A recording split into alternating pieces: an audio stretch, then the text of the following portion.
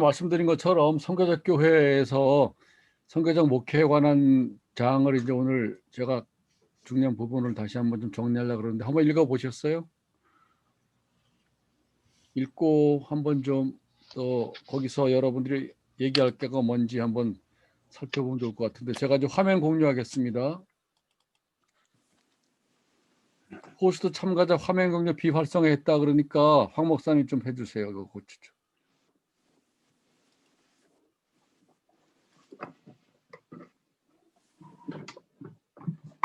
네.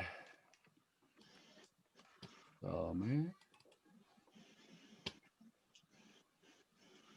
자 우리 선교적 목회 다 한번 읽어보셨으니까 정리하는 마음으로 중요한 포인트만 찝어서 다시 한번 정리해보고 그다음에 우리 이제 요 관점에서 우리 한국교회 목회와 우리 여러분 자신의 목회를 살펴보면서 같이 한번 얘기를 나눠보면 좋을 것 같습니다. 오늘 제가 30분 정도 하고 10분 쉬었다가 김나정 목사님의 목회 현장 얘기를 한 다음에 그 다음에 같이 얘기를 나누도록 하겠습니다. 선교적 교회를 실천하는 실현하는 목회 패러다임으로서의 선교적 목회 이야기입니다. 선교는 교회의 본질이다. 이렇게 태제를 가지고 출발합니다. 선교는 이건 뭐 지금은 모든 사람들이 다 받아들이는 건데 그런 점에서 선교라는 용어, 선교적 용어의 보편적인 사용에 대한 얘기를 이제 제가 서두에서 했었죠. 그러니까 선교적 선교가 교회 본질이라면 그리스도인들이 선교적 그리스도인이 되고 삶도 선교적인 삶, 또 선교적인 예배, 뭐 선교적인 건물 이렇게 우리들이 교회가 하고 있는 모든 부분들을 선교적 관점에서 보는 것이 정당하다 이렇게 말할 수 있습니다. 오창호 목사님은 교회 건물도 선교적으로 건축했다고 말씀하더라고요. 그래서 지역사회와 열려 있고 같이 공유하는 그런 건물이죠. 쟁점이 뭐냐면 선교를 이렇게 확장시켜서 일반화시키면 모든 게 선교라면 선교는 아무것도 아니지 않느냐라고 해서 범선교주의를 경고하는 사람이 두 사람이 있었어요. 스티븐 닐이라고 하는 교회 학자하고 독일의 선교학자 발터 프라이탁. 이것도 이제 어떤 의미에서는 전통적 선교 관점에서는 이제 문제 제기가 되는데 크리스토 라이트라고 하는 존 스토트의 후계자는 하나님의 선교라는 책에서 자기는 모든 것이 선교다 이제 이렇게 용감하게 선언을 했습니다. 이런 부분들은 선교가 교회의 본질이라고 할 때 이제 이렇게 말할 수 있는 것이고 저도 그런 점에서 이것을 이제 받아들였어요. 이분이 이렇게 하는 이유는 그 밑에 나오는 선교적 해석학이라는 용어를 사용하는데 결국 성서의 목적은 뭐냐? 전체적으로 하나님을 증언하는 책이 아니냐? 그러면 성경은 다양한 주제가 들어있지만은 결과적으로 선교적 관점에서 성경을 읽어야 되지 않느냐? 그래서 선교적 해석학이라고 하는 이제 요 주제를 제시했고 또 이것도 많이 학문적으로 발전해가고 있습니다. 지금 그렇다고 한다면 오늘날 교회가 사실은 본질이 선교라고 한다면 교회가 하고 있는 모든 일은 선교적인 증언을 지향해야 된다. 늘 선교해야 된다는 doing 차원이 아닙니다.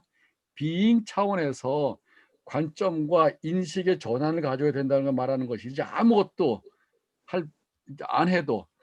그래서 우리 그 이종훈 목사님 첫 시간에 일주일에 설교를 9번 해야 되기 때문에 선교적 교회를 하기가 여유가 없다라고 말씀하셨는데 뭘 하기 전에 하고 있는 설교 9번 자체를 선교적 관점에서 성경을 읽고 설교할 수 있다는 것이죠.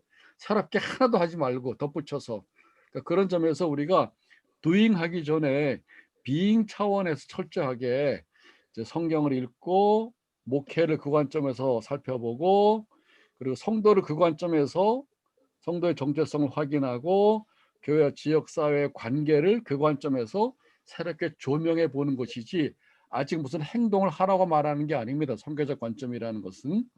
그 점에서 선교적인 목회는 선교사의 영성과 운동성을 기성교회, 기성목회에다가 적용해 보는 일이라 이렇게 볼 수 있어요. 그래서 선교사의 영성과 운동성이란 포인트가 되게 중요한 부분입니다. 출발할 때 제가 현장 사례 가지고 했죠. 텍스트를 말하기 전에 컨텍스트에서 쓴 텍스트를 가져오는 그런 이제 방법론을 많이 사용해요. 주로 귀납적 방법론인데 그 책에 있는 것처럼 생극교회 목사님이 젊은 목사님인데 소신을 가지고 농촌교회 가서 30명 모이는 신도가 모이는 교회에서 10년 동안 열심히 일했는데 변화가 별로 없어요. 거의 목사님이 지치고 번아웃되고 한계와 절망을 느끼는 지점에 교회 바깥을 나갔습니다. 이 교회 바깥을 나갔다는 게 되게 상징적이에요. 그분이 뭐 동네를 많이 들락날락 하셨을 거 아니에요. 근데 교회 바깥을 나갔다는 거는 그런 의미에서 마실 갔다는 의미가 아니라 자기가 가지고 있는 그 목회적인 관점을 거의 교회 건물 안에 교인하고만 집중하다가 그 시선을 바깥으로 돌렸다는 의미를 말하는 것이죠. 그리고 나와서 건물을 봤는데 어떤 건물을 발견했는데 여기는 안 썼지만 그분이 이렇게 말했어요. "이 건물이 본래 여기 있었나?" 그 되게 저한테는 그 목사님 얘기가 특별하게 들렸습니다. 있다고 보이는 게 아니라 어떤 관점을 가져야 보이는 거죠. 이 교회 안에서 10년 동안 성실하게 열심히 일했지만 이제 번아웃 된 상황인데 그전에는 그런 건물이 안 보여서 그게 새로 지어진 건물은 아니었지만 자기 눈에는 안 띈 것이죠. 결국 우리는 어떤 관심을 가지고 어떤 관점을 가지고 우리가 살고 있는 세상을 보느냐에 따라서 보이기도 하고 안 보이기도 한다는 것을 다시 한번 확인할 수 있습니다. 건물을 발견하고 임대해서 문화센터, 이제 작은 숲 도토리 작은 숲 도서관을 만들고 카페를 만들었어요. 그리고 교회 바깥에서 이제 그 공간을 만들어서 거기서 교회에 오지도 않고 교회에서는 만날 수 없는 지역 주민들을 만나기 시작했고 대화를 할 수 있었습니다. 이거를 선교적 교회에서는 근접 공간이라고 말합니다. 교회 바깥의 공간일 수도 있고 교회 자체가 근접 공간이 될 수도 있어요. 그리고 선교적 공간으로서 문화센터로 활용했는데 여기에서 인제 그동안의 농촌교회 한계를 벗어나고 지역의 다양한 주민들을 만나게 된 것이죠. 그 지역 주민들을 만나면서 이분이 몇 가지를 구분하더라고. 지역 주민 중에서 그렇게 교회에 대해서 증오심을 가지고 있고 교회를 미워하는 사람이 있다는 사실을 자기가 처음 발견했대요. 완전 안티 크리스찬, 목사를 무시하고. 그리고 두 번째는 교회에 왔다 갔다 하는 이제 언저리에 있는 사람들도 발견하고 그러면서 이분이 앞으로 자기는 언저리에 있는 사람들을 주목해야 되겠다. 목회의 인제 방향성이 더 새롭게 확장되게 된 것이죠. 그러면서 이제 '아 목사들이 다 나쁜 사람은 아니구나.' 그런 목사에 대한 이미지 개선, 지역 주민들의 생각을 이해하게 된 것이 저에겐 이분을 만나고 이 사례를 들으면서 놀라운 인제 또 통찰인데 '교회를 나왔다.'라고 하는 것. 이게 참 중요한 통찰입니다. 선교적인 목회를 시작했다는 것이죠.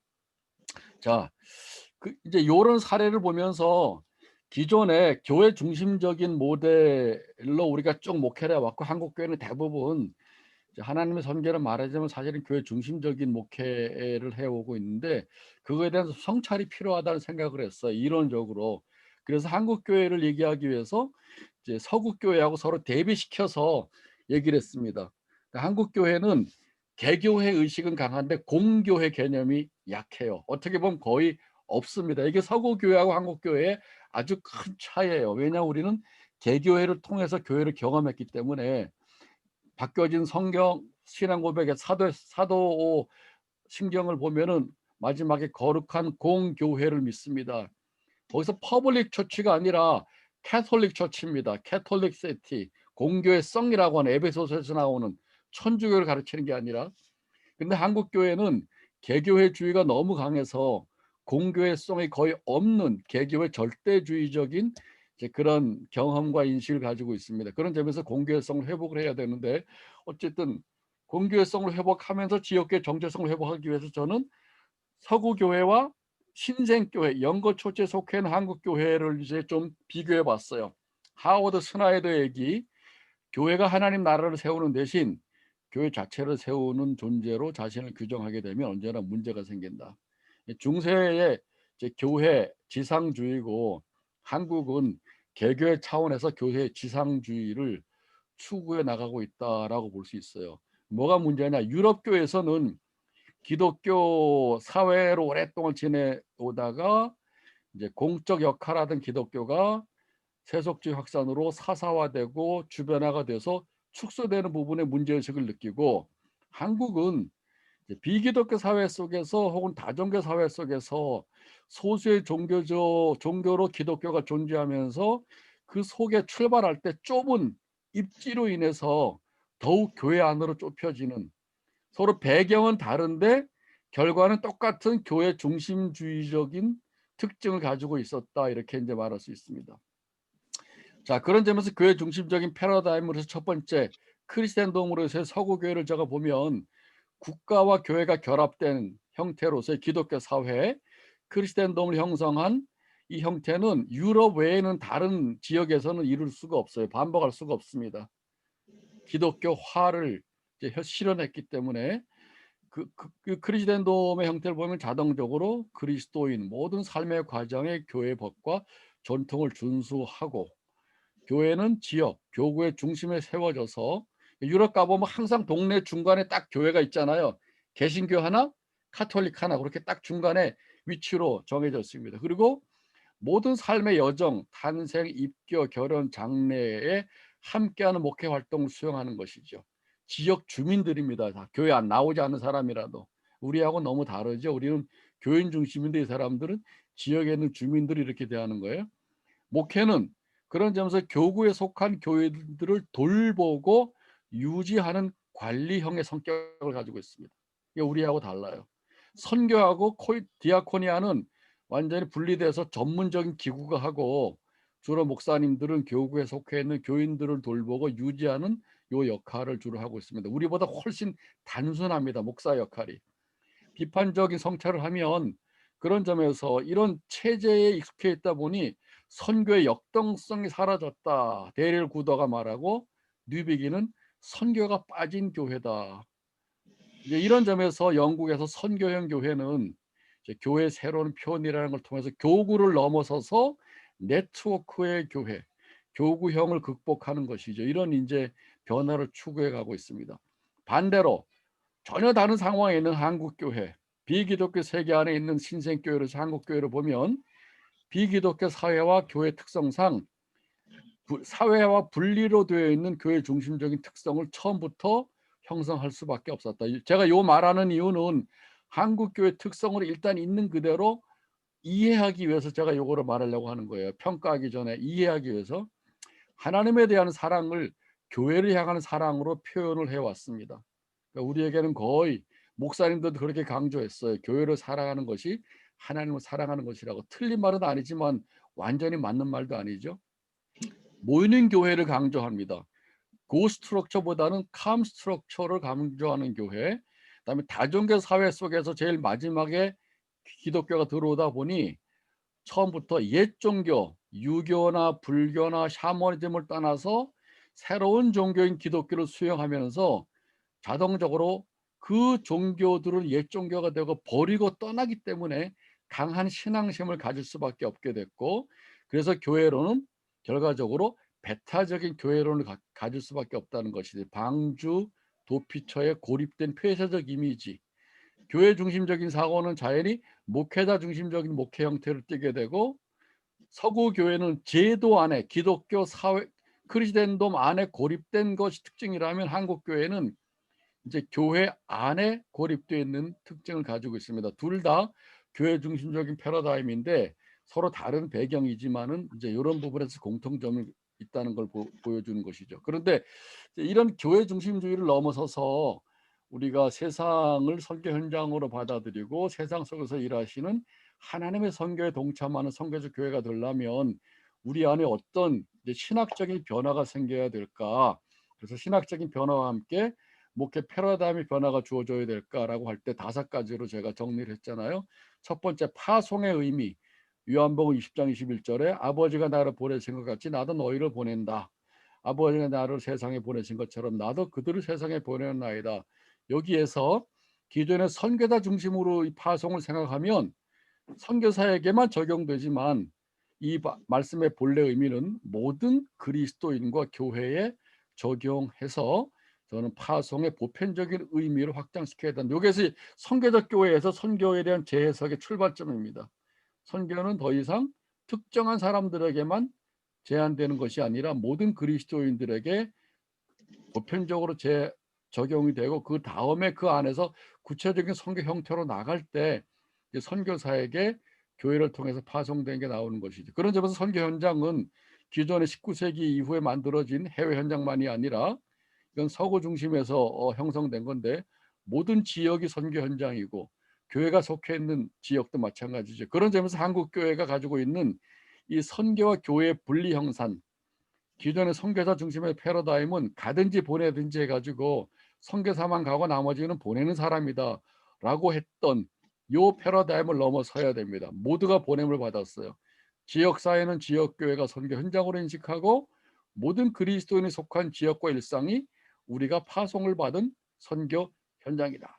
그러니까 교회가 파송하지 않았지만 하나님으로부터 파송을 받은 선교 현장이라고 하는 이 선교관의 전환이 제일 첫 번째 필요한 부분입니다. 두 번째, 운동성의 회복. 선교적 교회는 사도적 운동성을 회복하는 선교 운동입니다. 데이빗 보시가 말한 것처럼 2000년 교회 역사는 기관과 제도와 운동 사회를 늘 반복합니다. 초대교회였다가 또 유럽의 313년 이후에 로마의 기독교가 됐다가 타락하고 난 다음에 그 안에서 수도원 운동이 일어나면서 개혁이 일어났다가 다시 또 타락했다가 종교운동이 일어났다가 또 타락, 경건주의를 굳어줬다가 또 경건주 운동이 일어났다가 또 굳어져서 제도화됐다가 다시 1차, 2차 각성운동이 일어나고 거기서 이제 세계 선교가 활발하게 일어나게 된 것이죠. 이거는 전체 교회 역사뿐만 아니라 한 교회 역사이기도 하고 한국 교회 역사이기도 하고 한 사람의 그리스도인의 신앙의 여정에서 반복되는 현상이기도 합니다. 그러니까 7, 80년대는 운동이 굉장히 활발하게 한국 교회를 끌고 나갔는데, 그 후에 우리는 이제 제도가 이제 끌고 나가다가 지금 제도가 운동성을 상실하게 된 것이죠. 교회가 운동성을 상실한 이유는 선교를 특정인에게 위임을 하고 제도에 머물러 있는 것입니다. 운동성은 선교사에게 작고 목회는 교회 안에서 활동하는 것이다. 이것도 마찬가지죠. 그런데 이제 우리는 이걸 넘어가기 위해서 선교와 교회의 결합이 필요한데, 선교적인 목회는 제도권 목회자로부터 선교 운동의 관점에서 목회 역할을 새롭게 인식하는 것이다. 선교사로부터 배우는 선교적인 목회가 필요하다. 다시 말하면 선교사가 선교 현장에 갔을 때 교회 건물이라든가 책상 앞에 앉아 있지 않은 것처럼 지역에 나가고 지역을 파악하고 주민과 친교하고, 마치 제도의 지원이 아무것도 없어도 무엇인가 하려는 의지가 있는 것처럼 우리한테는 제도가 있지만 제도가 없는 것 같은 이 운동성이 오늘날 제도 속에 빠져 있는 한국 교회를 회복할 수 있는 이제 중요한 출발점이다라고 생각하는 것이죠.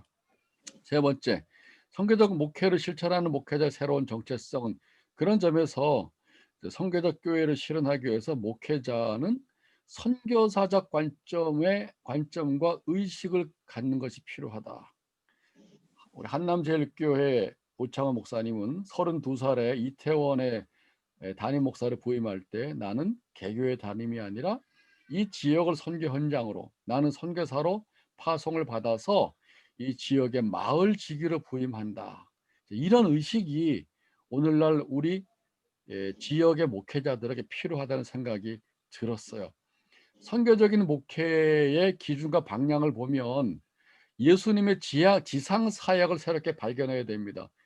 이것을 선교적 기독론으로 이제 그 데럴 구더가 이렇게 언급했는데, 저도 예수의 지상 사역이 교회의 역할이기 때문에 우리는 그리스도라고 하는 어떤 영적 차원에서의 구세주에는 초점을 두지만, 예수 복음서에 기록된 예수님의 지상 사역을 소홀히 해왔기 때문에 그 지상 사역을 민중신학이나 예수 살기라고 하는 주로 진보적인 진영이 가지고 갔는데, 오늘날 예수와 그리스도의 통합이 이루어져야 되겠다라고 하는 것이죠. 그래서 성서 읽기도 복음서에서 예수의 삶과 예수의 지상 사역에 주목을 하고 그걸 우리 교회와 목회의 내용으로 받아들여야 된다는 것이죠. 다시 말하면 예수의 지상 사역은 선교적 목회의 원형이라고 볼 수 있습니다.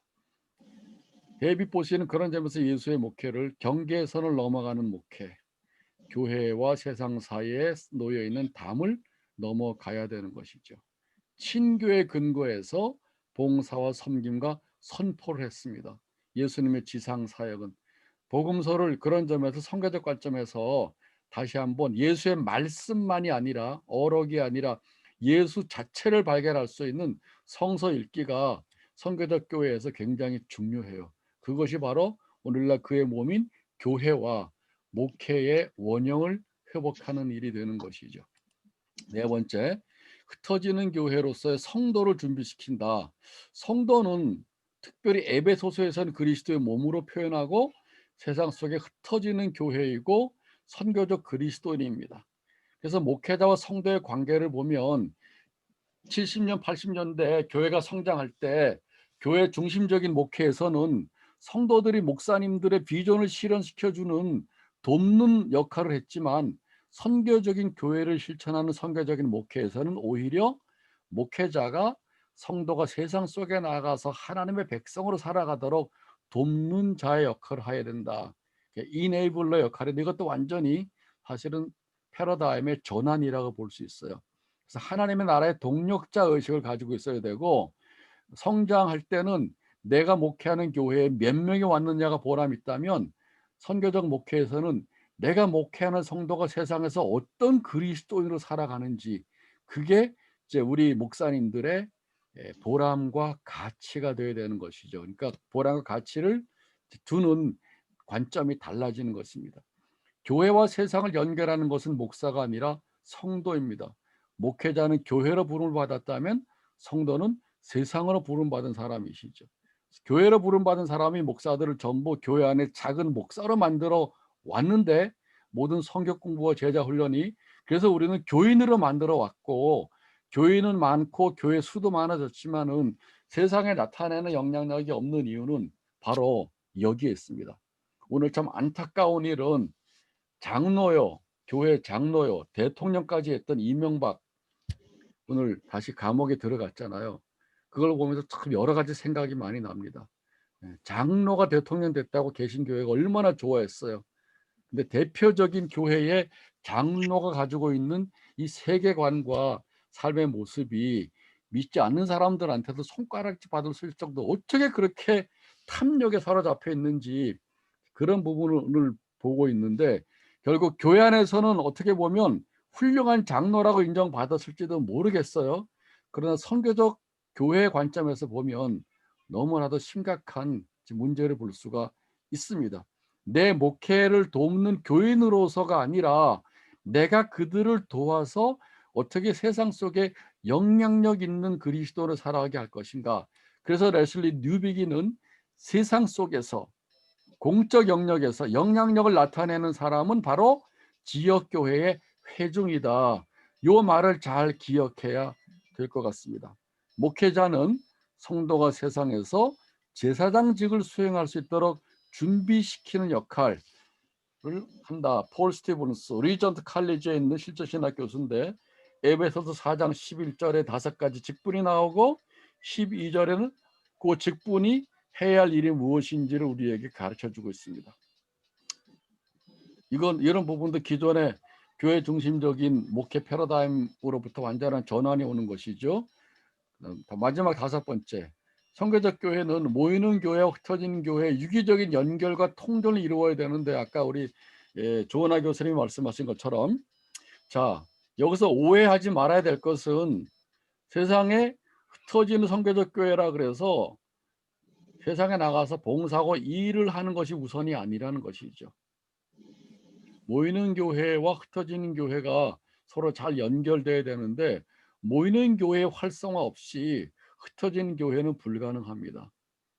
근데 모이는 교회, 흩어지는 교회 그럼 어떻게 해야 되느냐? 그동안 우리는 모이는 교회는 교회 안에서 드리는 예배, 기도, 성경 공부, 성도의 교제였고 흩어지는 교회는 주로 전도하고 봉사였잖아요.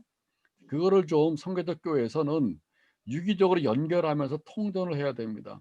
그래서 4가지를 이 부분은 이제 제 책에 다른 그 온신학 관점에서 보는 통전성에서 좀 더 자세하게 말했지만은 거기 예도 들었어요. 일단 이걸 압축해서 보면은 예전으로 드리는 예배와 삶으로 드리는 예배를 어떻게 연결해야 할 것인가. 저는 이걸 다른 말로 말하면 주일날 교회에서 모여서 예배 드릴 때 세상을 잊어버리고 교회 안에서 예전으로 드리는 예배만이 아니라 이미 예전으로 드리는 예배 속에 예배 드리고 나가서 한 주간 살아가야 될 삶의 현장이 예전 안에 들어와야 된다는 걸 말하고 싶어요. 어떻게 그렇게 할 것인가 우리가 이제 찾아야 되는 것이죠. 그 중에 하나가 세상을 위한 중보 기도가 리터지 안에 들어와야 됩니다. 예배 드릴 때는 세상을 잊어버리고 세상을 가면 교회를 잊어버리는 그런 분열된 예배가 아니라 예배 속에서 리터지 안에서 대표 기도 속에 그냥 교회 안에 부서를 도는 걸로 끝나지 말고 기도 속에 이제 공적 기도 속에 세상을 향한 기도, 지역상을 향한 기도들이 공적 예배 속에 들어와서 우리는 이제 교회 안에서 예배 드리지만은 우리의 관심과 우리의 기도 대목 속에 이미 지역과 세상에 들어와 있는 것이죠. 제가 요새 교회를 돌아다니다 요거는 사실은 독일 교회에서 제가 받은 경험인데 한국 교회를 보면서 이렇게 기도하는 교회들이 점점 많아지는 걸 봤어요. 아야, 철야 예배 때도 지역을 위한 예배, 동네를 위한 예배, 기도, 한국을 위한 기도, 세계를 위한 기도, 그런 식으로 아예 공적 기도 제목을 써서 기도를 드렸습니다. 그 다음에 세상을 향한 선포인데 선교적 교회를 하려면 성서 읽기가 달라져야 됩니다. 그동안 개인의 영혼 구원, 방주적인 교회, 교회 안에서의 목회적 관심이 집중이 되면 성서 읽는 것이 너무 제한적이 됩니다. 우리가 가지고 있는 관심사 안에 성경밖에는 못 보게 돼요. 근데 우리의 시야를 세상으로 확 넓혀놓고 성도가 교인이 아니라 세상 속에 살아가는 그리스도인이고, 그리고 성도가 세상 속에서 어떻게 살아가는지 성도의 삶을 구체적으로 알게 되면 성경이 새롭게 보입니다. 그런 성경 읽기의 변화부터 생겨져야 설교 내용이 달라지고, 그리고 우리에게 도움이 되는 이제 성경 공부의 교재가 달라지게 되는 것이죠. 하나님의 궁극적인 관심사가 세상이고 하나님 나라가 세상 속에서 이루어지게 된다는 것입니다. 그리고 친교 범위가 확장되는 거죠. 선교적 목회는 이제 성도의 친교의 범위를 교회 안에서 세상을 확장시켜 나가고 건물도 지역사회로 개방하는 것입니다. 자, 그래서 이런 5가지 실천적인 원리를 통해서 선교적 목회를 실천한다고 하는데, 이걸 보시고 앞으로 10분 동안 이제 쉬었다가 9시에 다시 모여서 우리 김나정 목사님의 그 교회 이야기를 잠깐 들은 다음에 같이 토론하는 시간을 갖도록 하겠습니다. 10분 동안 쉬도록 하겠어요. 네, 수고하셨습니다. 네. 그 후에 이제